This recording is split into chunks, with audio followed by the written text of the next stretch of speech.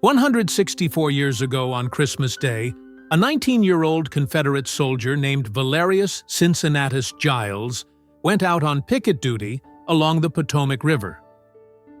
In 1861, Valerius and his two brothers from Travis County, Texas, had answered the call to arms to defend the new Confederate States of America. William, the eldest, joined the 10th Texas Infantry. Lewis had joined the 8th Texas Cavalry. Terry's Texas Rangers, and Val, the youngest, joined the Tom Green Rifles, which would become Company B of the 4th Texas Infantry, Hood's Texas Brigade. The newly formed Texas Brigade was camped at Dumfries, Virginia, in the fall and winter of 1861, under the command of Brigadier General Lewis Wigfall, and they had the duty of defending against any Union incursions into Virginia across the Potomac. They also defended the artillery batteries that commanded the high ground along the Virginia side of the Potomac to enforce a blockade of the river. From his memoirs, Rags and Hope, Val Giles writes, "On Christmas morning, a detail of 20 men was sent from the 4th Texas Regiment to relieve the picket guard along the river.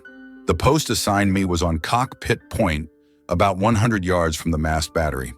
This battery of 4 guns was planted 20 feet back from the edge of the bluff, completely hidden from view by an abacus of pine brush felled and stacked, with the sharpened ends of the trunks pointing outward as a crude defense. From my post, I had a splendid view of the river for 2 or 3 miles in each direction. The low range of hills on the Maryland side opposite were covered with white tents and log cabins, the winter quarter of General Daniel E. Sickles' New York Brigade. The war had just fairly begun, and this was new to me. The novelty of the situation, the magnificent view before me, the river rolling majestically along between white hills and evergreen pines, so charmed and captivated me at first that I felt not the bitter cold. The snow was gently and silently falling, deepening the hills and valleys, melting as it struck the cold bosom of the dark river. I had been on post but a short time when I heard the signal corpsman sing out from the crow's nest high up in a sawed-off pine tree, saying to the officer in charge, "Look out, Lieutenant, a gunboat is coming down the river." I could hear the artillery officer giving orders to his men, but from my position I could not see them. Looking up the river, I saw a cloud of black smoke rising above the tops of the trees. All was excitement at the battery, and I could hear the artillerymen ramming home their shells, preparing to sink the approaching boat. Directly, the steamer turned a bend in the river, with volumes of black smoke pouring from her smokestacks. She was in the middle of the stream, coming dead ahead under full steam.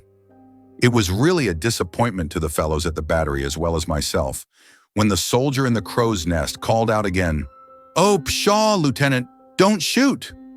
She's nothing but an old hospital boat, covered over with yaller flags. Of course, a Confederate battery would not fire on a yellow flag any more than on a white one.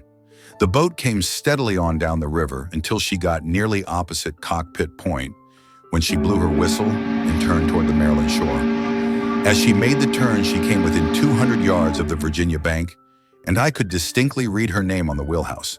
It was the old Harriet Lane, named in honor of the accomplished niece of President James Buchanan, who was Queen of the White House during the administration of that eccentric old bachelor. In the winter of 1861, the Harriet Lane was in the employ of the Hospital Corps of the Army of the Potomac. A few days after that, she left her mooring on the Maryland side and pulled out down the river. She subsequently became a warship of some kind and met defeat at the Battle of Galveston in January 1863. After the boat landed and the excitement was over, a melancholy stillness settled around me. The novelty and fascination of my surroundings soon lost their charm. The lowering clouds above me and the white silence about me became monotonous, and I began to feel restless and uneasy. If you are in a forest or on a prairie on a still summer day and will stop and listen attentively, you can bear the songs of birds, the chirping of crickets, or the drowsy hum of insects. But in a piney woods in midwinter, when the earth and green branches of the trees are covered with snow, with not a breath of air blowing, the stillness is oppressive.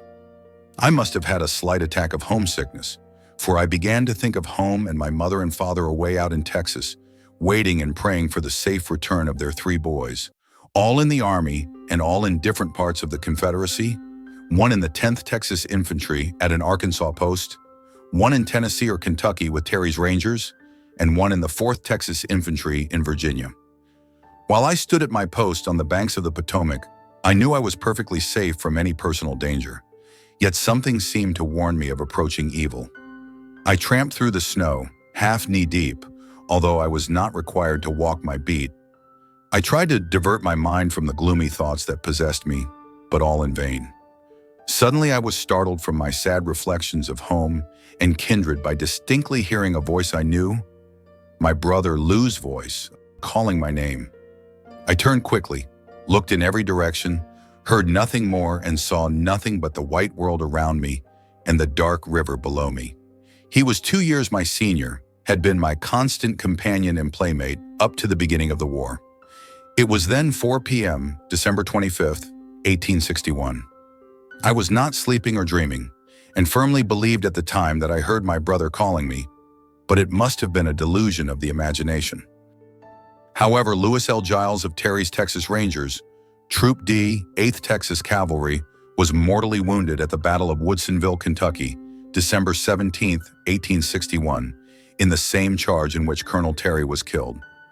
He was removed by his comrades to Gallatin, Tennessee, and died at the residence of Captain John G. Turner, a lifelong friend of my father.